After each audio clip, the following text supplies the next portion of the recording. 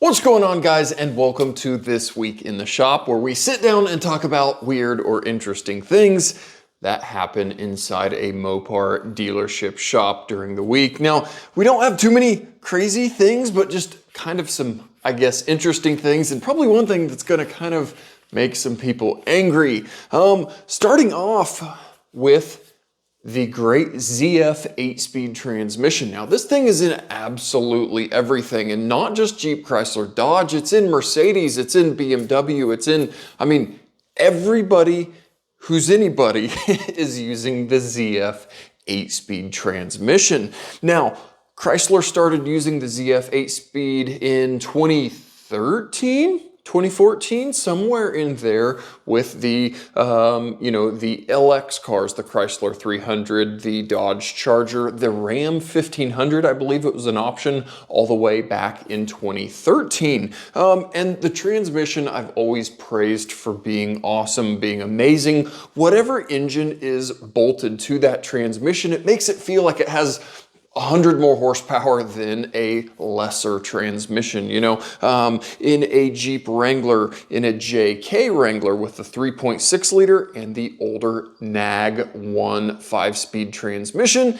It was always very fine and adequate until the JLs came out with a, again, slightly different 3.6 liter, but that 8-speed transmission, just having more gear ratios, having a really low first gear, it just makes the thing accelerate better, drive better, pass, again, more gear ratios always tend to help an engine feel more powerful if it's able to utilize more gear ratios. Now, all the great things, yes, about the ZF 8-speed, but Chrysler or Jeep, Chrysler, Dodge is kind of hiding a little secret with their use of the ZF 8-speed transmission, because there's actually two 8-speed transmissions. And yes, you're saying, well, there's multiple different ZF 8-speeds depending on the duty cycle. You know, a Hellcat has a stronger ZF 8-speed than a V6, and you would be correct, but more so to the manufacturer of the transmission. Anything Jeep, Chrysler, Dodge with a V8, okay? Doesn't matter whether we're talking Jeep, doesn't matter Ram, Chrysler, whatever. Anything with a V8 or bigger, Hellcat, Scat Pack, 5.7, if that is equipped with a 8-speed transmission, that is a ZF built 8-speed. That's the real company building, sourcing those transmissions. Anything with a V6, or I guess 4-cylinder, a Jeep Wrangler with the 4-cylinder turbo, or anything with a V6, a Ram with a V6, a Wrangler with a V6, a Gladiator with a V6, that's not a ZF built 8-speed. Now, it is a ZF 8-speed, but it's not ZF who is building that transmission. That transmission was a ZF plan that Chrysler, Jeep, Chrysler, Dodge, again, guys, I'm using that term, Chrysler, Mopar, all interchangeably. The company bought the rights or plans from ZF to build that transmission in-house, if you will. So that transmission is not called a ZF 8-speed, that is called an 850RE. Now, again, it looks identical, the bell housing, everything is the same, but it's just not made by ZF. Now, what this is all even a point, or why I'm getting into this big, huge, long thing, is because we seem to, in the last multiple model years, 22, 23, 24, have been having a whole lot of 8-speed shifting, gear ratio errors, third gear ratio errors, etc. with 8-speed transmissions. But if you kind of look what motor is in front of that transmission, it is always a V6 or I guess a 4-cylinder. There's a whole lot more V6s out there than the 4-cylinder turbos in the Jeep applications. So almost all of these, or all of these coming in with issues, have a V6 in front of them and an 850RE transmission. Now, what we typically see is a third gear ratio error. There's even a service bulletin for gutting the transmission apart, replacing a snap ring and a clutch pack, and doing all of this because of a manufacturing issue. So the fact that Jeep Chrysler Dodge, building their own transmissions from the plans from ZF, we've got an issue. We do not see this issue ever with the V8 equipped ZF built 8-speed transmission. So I've seen it come up. I even got a question on my video from the other day. Hey, do you know anything about the Gladiator 850 RE transmission issues? And yeah, I absolutely do. I had one just recently coming in with a shift flare, kind of a rough shift into third. Again, this one had not set the code yet. There was a software update and a quick learn. There's a few things we can do, and there's, again, potential that it's not the bigger internal issue. So this one got a software update, a transmission quick learn, which relearns the shift points, and it seemed to act nicely for the time being. Again, if that shift issue comes back, we might need a transmission replacement. We often then see those transmissions with those issues banging into reverse when you'll, fire it up, put it into reverse, and it knocks or bangs really harshly into gear. That's kind of a sign we've got an 850 RE transmission that's not happy.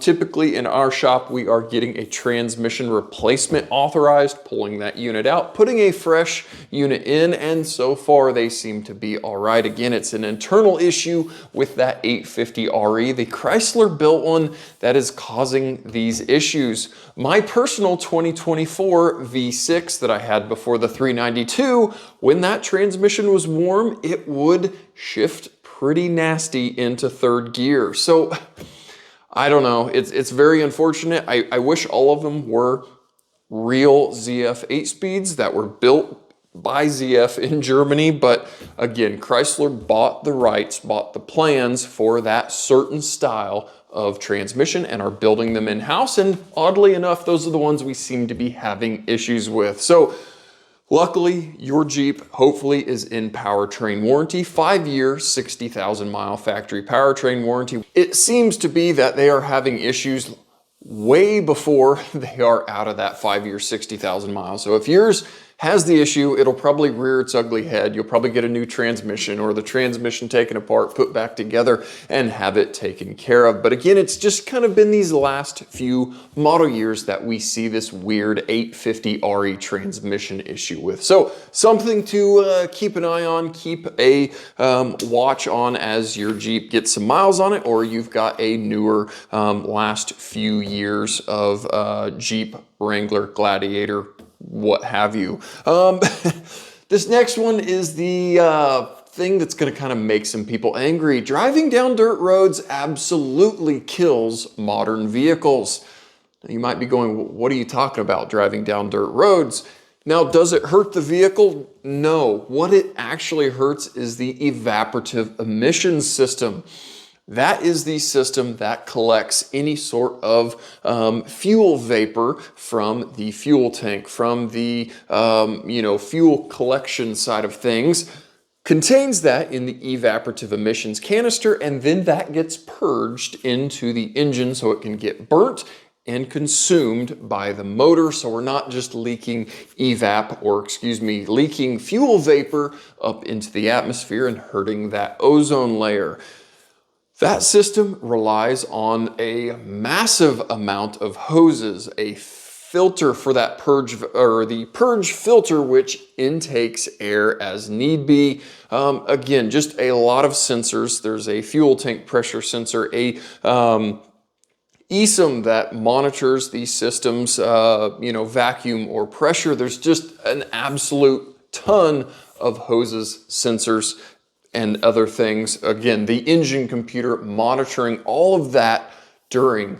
And what we found for a long time is vehicles driven down dirt roads a lot. You live down 10 miles of dirt road and you're doing 80 mile an hour down the dirt road. All of that fine dirt road dust, sediment, all of that just absolutely destroys the evap system. We've got that purge filter located typically in a wheel well, behind a fender, somewhere, again, kind of protected, just gets absolutely covered and ingests dust. That dust makes its way into the evap system, ruining sensors, ruining the purge valve, ruining just absolutely everything gets dusted out with dirt road dust, causing your check engine light to come on for an evap system failure, a small evap leak, a large evap leak. I mean, just any evap code you can think of, you could possibly set. And this isn't just a Jeep, Chrysler, Dodge thing. I have a very good buddy that works at a GM dealership, and yeah, they've got, of course,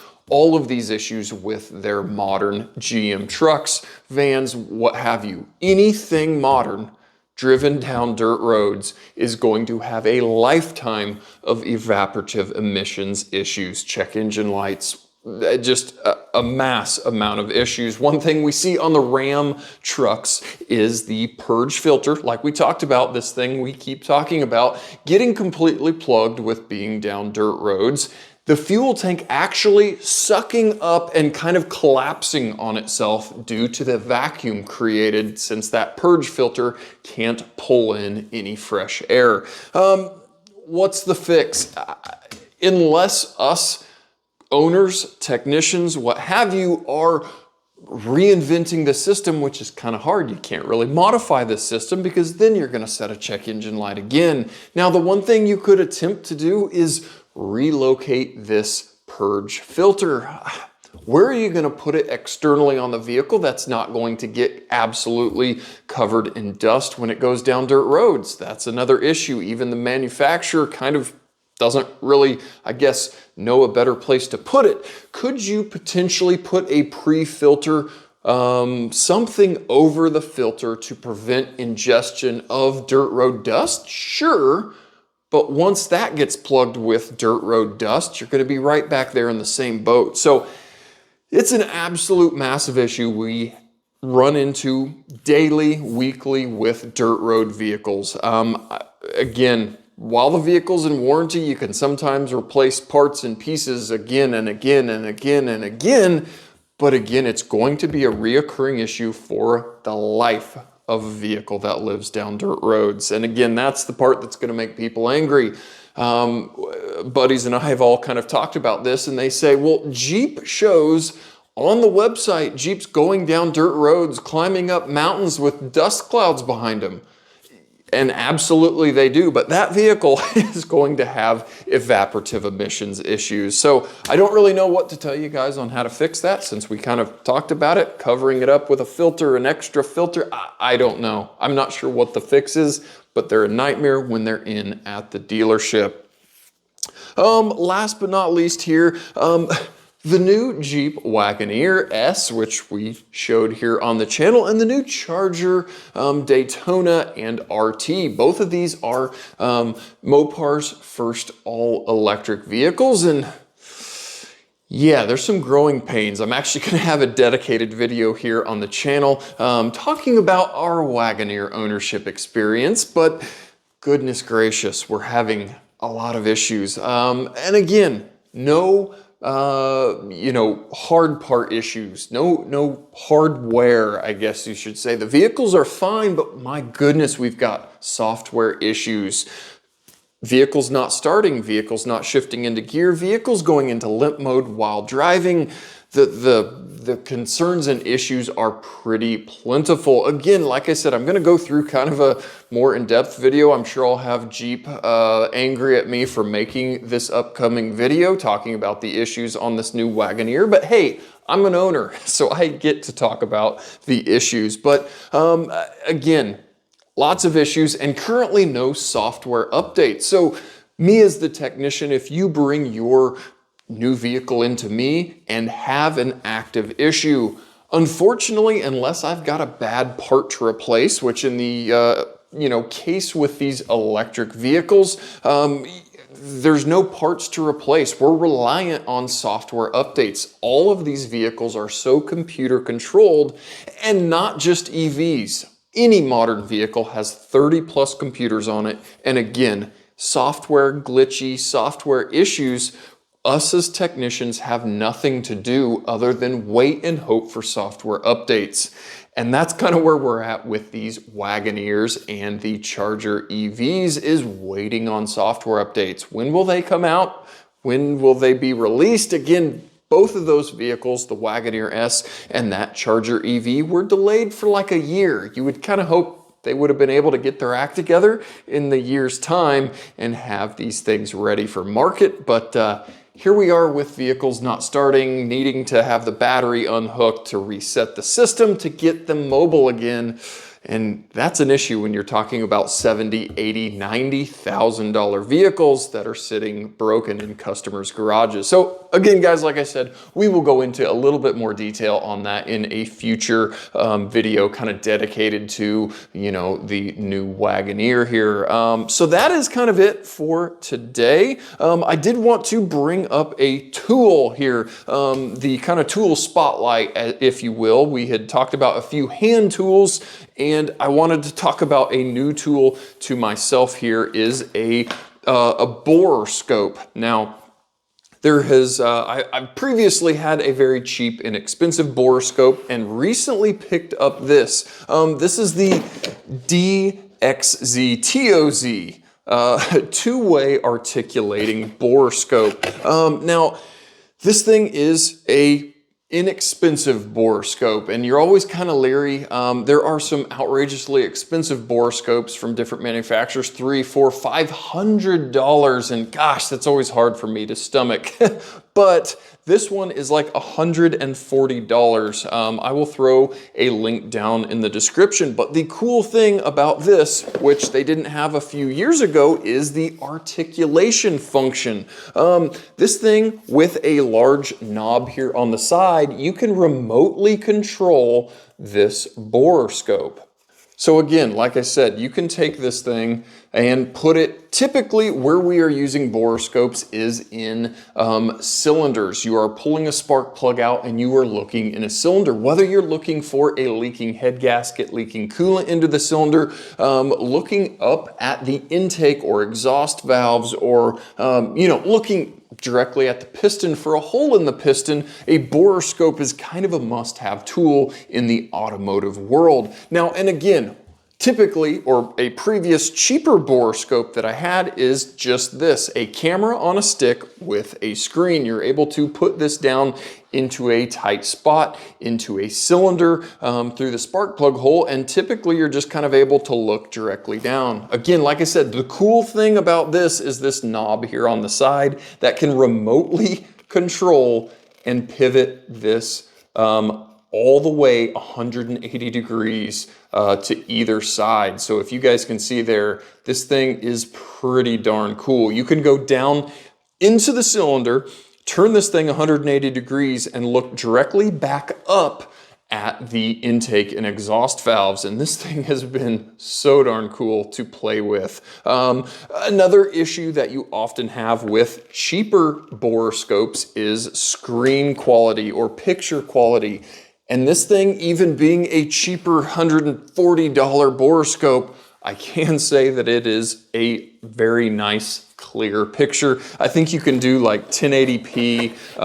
And again, this thing also can like record video, record pictures, all to an SD card that you could take out, put in a computer if you needed to send those files to somebody or whatever. But this thing is pretty darn cool. It does come with a few attachments, a different little, little hook tool for the end of it or whatever. I typically am not using any of that. Again, in the automotive world, we are normally just looking into cylinders. And then with this, being a game changer, being able to articulate the camera and look, completely back up at the intake valves. There is a light on the end of this thing, so obviously when you're in a dark spot in a car, you can see what you're looking for. So again, a little more expensive than the hand tools that we previously talked about, but again, this thing has worked really, really well and is a inexpensive Borescope in the world of Borescope. So I've used this thing for a couple of months now at work, and I didn't want to, you know, buy it and immediately say, oh yeah, this thing's awesome without using the thing. I've used it, like I said, had it for 2 or 3 months, and we have used it quite a bit at work and have been so far very impressed. Again, picture quality and just the fact you're able to turn the darn camera and look directly up at whatever hole you just went into. Again, this would work for other things too, you know, home renovations. If you were going into a wall and needing to look to see if there's a stud, I don't know. The uses for these things are pretty endless, but again, in the automotive world, we are normally looking down cylinders, and this camera is a little bit larger diameter than some, but it does fit into our really small Pentastar spark plug tube holes. The spark plugs on V6 on our 3.6s are a really small thread diameter, and that thing is small enough to fit down in there. So like I said, guys, I will have this specific camera down in the description. Throw an Amazon link down there if you wanted to check it out. Again, there's a million of these things online, and you've just always got to be kind of careful on what you're buying depending on the quality, and you can't really test them out until you buy them and have them. So at least this one is a safe one to buy if you've been in the market for a borescope, and specifically an articulating borescope for that matter. So guys, thanks for, again, coming down into the basement with me here and talking ZF8 speeds, dirt road driving, killing your vehicles, our new electric vehicles that seem to be killing us as technicians, or me, because so far I'm the only one that has worked on these darn things in the shop, waiting for those software updates to come out, and a really nice, cool, inexpensive borescope in the world of borescopes. So guys, thanks for joining me again on another This Week in the Shop, and I'm sure I'll see you here next week with hopefully some more interesting things. So guys, as always, thanks for watching, and we'll catch you guys next time.